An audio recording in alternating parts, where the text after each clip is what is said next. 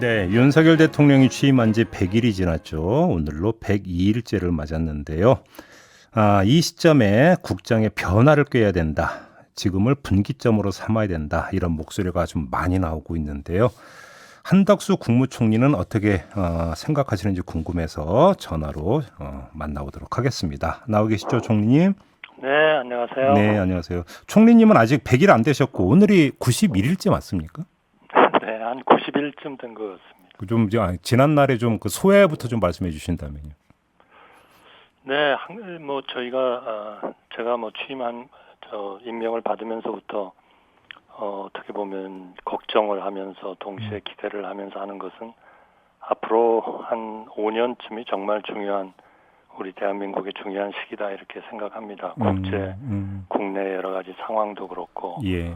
또 우리가 정말 잘하면 세계의 한 6, 7위 G7 정도에 들어갈 수도 있고 또 잘못하면 결국 여기서 거의 정체되거나 더 나빠질 수도 있고 해서 예. 정말 5년 동안이 정말 우리에게는 무거운 시기고 또 중요한 시기고 정말 책임감을 느끼는 그런 시기라고 항상 생각하면서 예. 일을 해왔다고 생각합니다.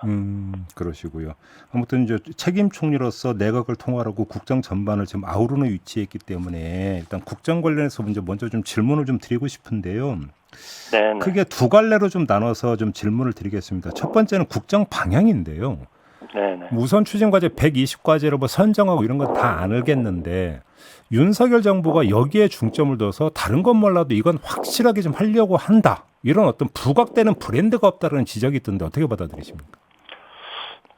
저는 분명히 우리의 정책 방향이나 해야 하는 일이 여러 번 반복해서 국민들께 알려졌다 이렇게 생각하는데요. 네. 우선 그 첫째로는 역시 외교, 국익 외교, 또 튼튼한 국방, 그리고 자강 이런 걸 통해서 국가의 기본적인 안보 또 외교적 이익을 추구한다 하는 게 첫째고요. 예.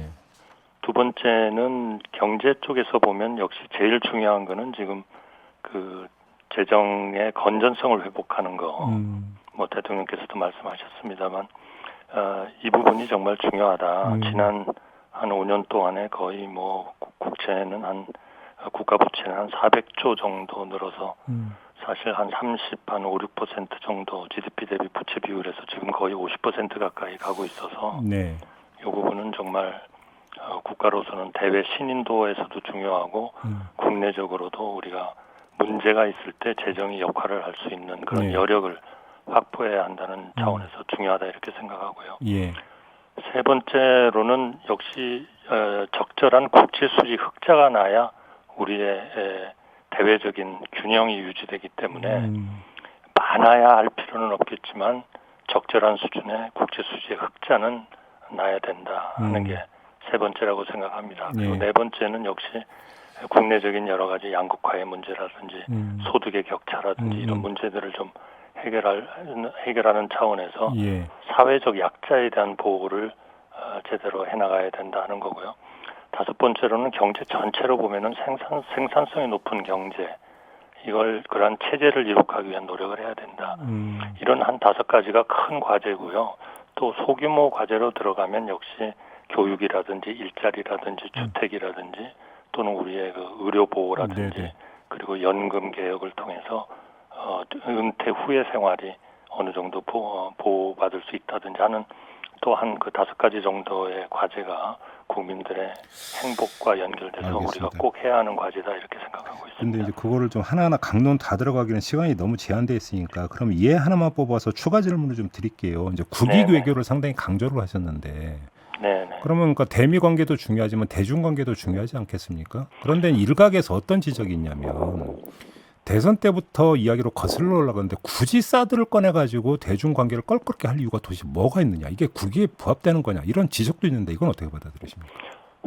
사드 문제는 결국 우리의 이제 안보 문제이기 때문에요. 네.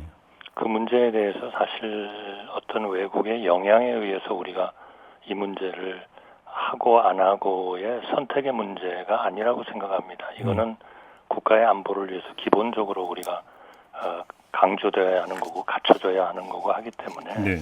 근데 그런 것 때문에 뭐 조금 외교적으로 우리가 더 설득을 미리미리 해야 된다든지 대화를 꾸준히 한다든지 또 사드가 기본적으로 우리는 북한의 핵 때문에 이런 우리가 미국과 한국이 결국 이런 무기 체제를 갖추는 거기 때문에 그러한 차원에서 이것이 절대로 어떤 특정한 국가를 북한 이외의 특정한 국가를 겨냥한다든지 그렇게 운영할 의사가 전혀 없다든지 하는 문제를 계속 우리가 잘 설득을 해야 하는 노력을 같이 해야 되는 거죠. 그게 외교의 진수다 저는 그렇게 생각합니다. 네, 그리고 뭐 흑자 이런 것도 중요한데요. 지금 사실 서민들 입장에서는 당장 고물가라든지 고금리라든지 이런 것들 때문에 삶이 팍팍해지는데 지금 물가 잡히고 좀 이 삶의 환경이 언제쯤 나아질 수 있지 좀 체감할 수 있는 부분들을 좀 비전을 좀 보여주신다면 어떤 말씀 주시겠습니까? 네, 그 민생 문제가 굉장히 단기적으로 또 중기적으로 중요하죠. 예. 아까 제가 좀 말씀드린 거는 중장기적으로 우리가 향후 한 5년 정도에 세계의 그러한 존경받고 또 일관성 있는 그런 국가로 평가되느냐 하는 것과 직결되는 문제들이고요. 단기적으로는 우리의 민생, 물가, 환율, 금리 이런 것들이 굉장히 중요하죠. 그런데 그 문제가 일어나는 이유가 뭐냐 하는 것을 이번에는 2008년의 금융위기 때와는 달리 우리가 분명히 알고 있습니다. 그리고 어떻게 대응해야 하는지도 알고 있고요. 또 어떤 것을 할 수 있고 어떤 것이 시간이 걸린다는 것도 잘 알고 있기 때문에 저희는 기본적으로 이게 관리가 가능하다. 저희는 이렇게 보고 있고요. 물론 당분간 우리 국민들의 어려움이 가중되고 있고 거기에 국가로서는 최선을 다하겠지만 어느 정도의 인내, 국민들의 인내와 이해를 좀 요구하는 측면도 있습니다만 정부로서는 하여튼 이 민생을 안정시키는 노력을 최대한 하고 있습니다. 물가가 오르는 것, 품목을 조금 안정시키기 위해서 해외로부터의 수입을 늘리기 위한 할당 관세도 과감하게 한다든지 그러나 또 물가를 낮추기 위해서는 전체적으로 또 금융의 거시 정책이 같이 따라줘야 되기 때문에 금리도 불가피하게 올리지만 금융의 취약자에 대해서는 최대한 그 충격을 줄이기 위한 노력을 하고 있는 거고요. 또 그래서 이런 보완 대책과 근본적인 대책을 해가면서 국민들의 민생을 단기적으로 중기적으로 안정시키려는 노력을 총력을 다하고 있다는 말씀을 드리겠습니다. 국정원에서 또 한 갈래는 윤석열 대통령이 국민한테 했던 약속이 충실히 지켜지고 있는가에 문제가 있는데요. 제가 예를 들어서 좀 질문을 드려보겠습니다.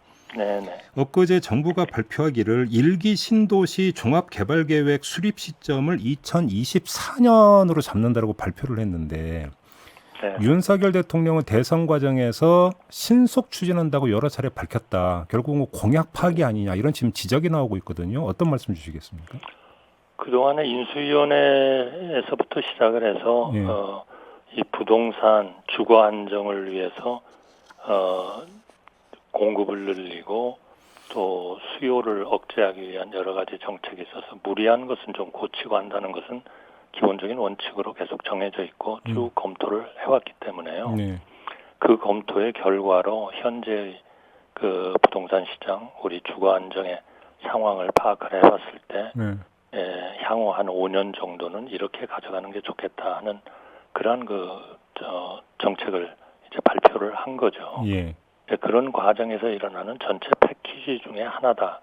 이렇게 좀 말씀해 주시면 좋겠네요. 그거 하나하나가 이것이 당초 시기하고 딱 맞느냐, 뭐 조금 늦어졌냐 하는 것은 전체 맥락에서 볼 때에는 어느 정도 좀 국민들께서 좀 더 이해를 잘 해주실 수 있는 사항이다 이렇게 생각하고 있습니다. 당장 이제 인터넷 커뮤니티 이런 데서는 반발이 나오고 있다는 뉴스가 벌써 나오고 있더라고요. 그래서 좀 질문을 좀 드려봤고요.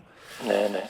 지금 뭐 집값이라든지 전세값이라든지 이런 것들은 지금 안정화 국면을 확실하게 접어들었다고 그렇게 평가를 하세요?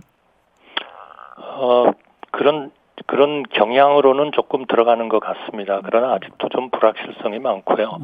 사실은 또 그동안에 너무나 우리의 통화가 많이 풀리고 국가도 적자에 의존을 해가지고 정부 지출도 많이 늘리고 해서 사실 그런 자산 가격이 오를 그런 여건이 많이 됐었죠. 이건 뭐 비단 우리나라만이 아니라 해외도 다 상당한 모든 나라가 거의 비슷한 현상인데요. 이제는 그런 상황으로 가가지고는 우리의 물가가 장기적으로 고착화될 수가 있기 때문에 이제는 그렇게는 나갈 수 없다 해서 지금 금리도 올리고 그 금융 취약자에 대한 보완 대책을 하면서 국민들로 봐서는 단기적으로 좀 고통스러운 정책을 지금 하고 있는 거죠. 그러니까 당연히 이 전체적인 수요가 어느 정도 관리되면서 부동산 또 우리 주가가 어느 정도 좀 저는 뭐 안정화 방향으로 간다 이렇게 생각합니다. 그동안에 사실 그러한 자산 가격이 너무 올랐고 그러한 가격이 지속될 수 없으리라는 거는 뭐 대부분이 다 느끼고 그렇게 생각하고 총리님, 있었던 그러면 그 상황이라고 집값 생각합니다. 안정화에 정부가 어떤 특별한 정책 수단을 발휘해서 집값 안정화 현상이 나타나고 있다고 그렇게 자평하시는 겁니까? 저는 상당히 여러 정책을 했죠. 왜냐하면 우선 예를 공급에 들어주시면. 대한 의지를 확고하게 한 거고요. 또 공급을 늘리기 위한 여러 가지 재건축이라든지 이런 재개발이라든지 하는 것에 대한 정책 방향이 분명하게 나와 있고 또 세제나 이런 것들이 너무 과도하게 했던 것이 사실은 거래를 거의 그냥 중단시키는 정도로 나왔기 때문에 네. 그런 것들을 좀 정상화시키기 위한 노력도 했었고요. 또 뭐 상생 임대인에 대해서 양도세에 대한 그 혜택을 사실상 좀 해주게 되는 그런 규제 같은 것도 좀 풀었고 해서 조금씩 그 시장의 어떤 기대치가 앞으로 공급이 과거와는 달리 확실히 좀 되겠구나 하는 그러한 걸 가지게 되고 있고 또 금리 인상 같은 것도 저는 분명히 영향을 미쳤으리라고 봅니다. 시장 심리에 영향을 줬다. 알겠습니다. 자, 이 질문을 좀 넘어가야 될 것 같은데요.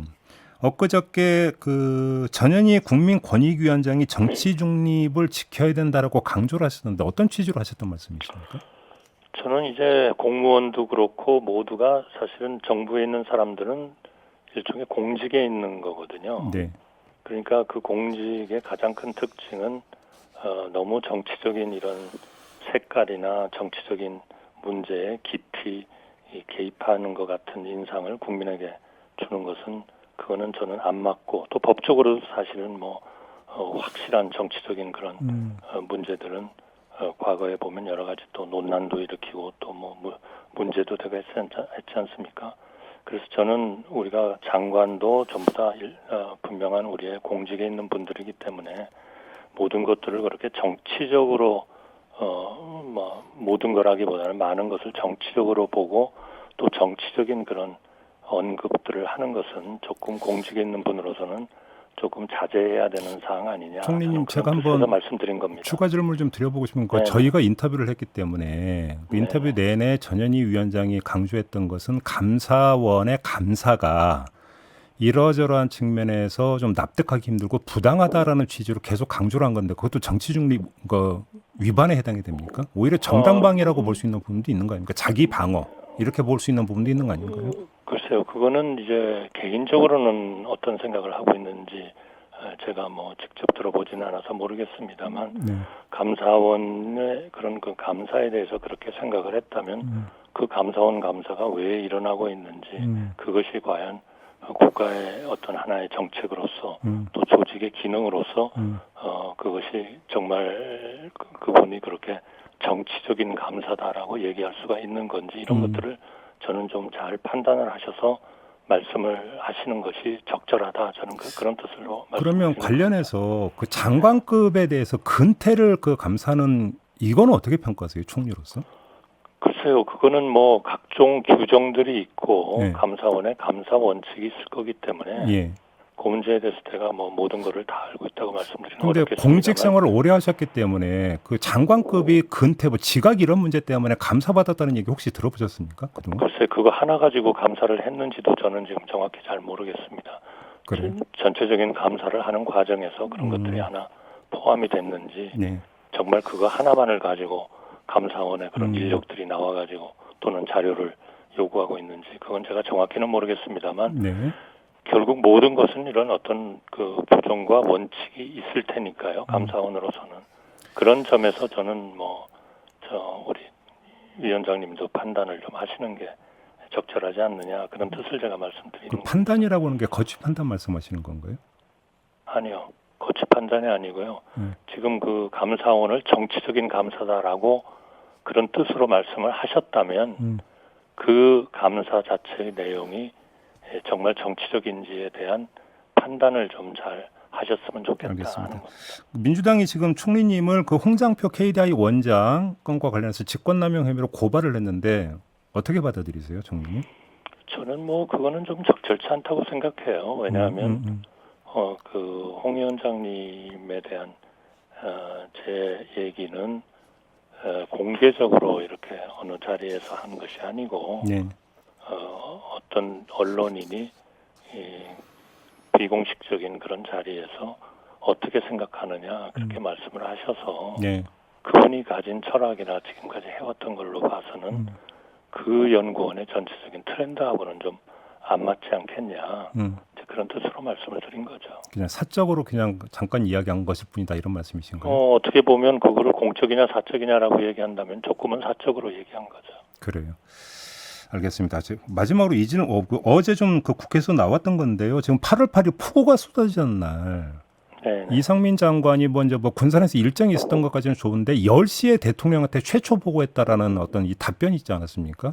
그리고 그날 오후에 김대기 대통령실 비서실장은 또 기자들하고 술자리를 가졌다고 하는데 이런 처신은 어떻게 생각하세요? 적절했다고 평가하세요? 저는 후자의 것은 제가 잘 모르는 일이고요. 예. 행자부 장관께서는 분명히 세종시에 상황실에 하여튼 위치를 하셨고 또 저하고도 물론 연락을 했었고요. 네. 그래서 이제 제가 이제 서울에 있는 상황실에 또 가서 제가 또 전체적인 상황을 점검을 했고요. 예. 그래서 뭐 전체적으로 큰 그 문제에 있어서 대응하는 시간이나 그런 그 대응의 내용이나 이런 것들은 저는 뭐 적절했다 이렇게 생각합니다. 그러면 그 총리님께서 이 대응과 관련해서 윤석열 대통령하고 전화든 뭐든 최초로 그러니까 대화를 나눈 시점은 언제였어요? 제가 보기에는 뭐 한 9시 정도 되지 않았었나 싶어요. 밤 9시. 그러니까 대통령께서는 아마 상당히 그 전에 벌써 행자부 장관님하고 이런 그 장관께서 제일 먼저 이제 그런 문제에 대해서 좀 대책을 세우고 점검을 해야 되는 분이기 때문에 먼저 아마 그쪽의 상황도 파악해 보시고 한 다음에 총리가 조금 이 서울에서 그 상황실에 나가서 좀 장악을 해서 하는 것이 좋지 않겠냐 하는 그런 말씀을 저한테. 총리님 바로 그 지점인데요. 그게 아니기 때문에 질문드린 건데 행안부 장관이 최초 보고한 건 밤 10시고 총리님이 대통령한테 보고한 시점보다 1시간 늦었기 때문에 질문드리는 거거든요. 저는 뭐 정확한 그 시간은 제가 지금 기억을 못합니다만 하여튼 행자부 장관이 처음부터 계속 그 문제에 대해서 대통령하고도 통화를 그래요? 하시고 연락을 하고 또 저한테도 물론 연락을 하셨고 제가 또 대통령께도 연락을 받고 또 지시도 받고 이래가지고 다들 그 대응을 한 것이다. 시점이 좀 어긋나고 있습니다. 알겠습니다. 자, 말씀 여기까지 듣도록 하겠습니다. 고맙습니다, 총리님. 네, 감사합니다. 네, 한덕수 국무총리였습니다.